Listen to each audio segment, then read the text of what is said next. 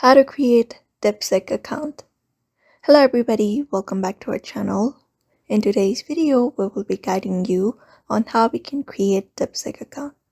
So if you're wondering on how to do that, these are the process you may follow up and you should be able to create up your DeepSeek account. So first thing first, if you don't have the application yet, you can just go ahead and download it from the available app store, or you can also directly head over to deepseek.com and you'll be seeing this login page right here. So in order to sign up, since we are creating an account, you need to tap on the sign up option right below the login at the right side. Just go ahead and tap on it.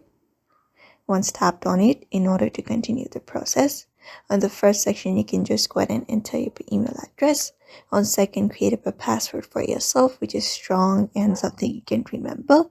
After that, confirm up your password and tap on send code.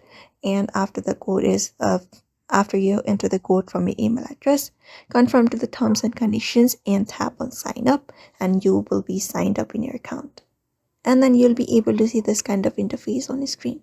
So you can just go ahead and ask them questions and use this application just like that. So that is how you create up a DeepSeek account for now by following up this method, which is super easy and straightforward. So I hope this video was helpful to you, and thank you for watching this video.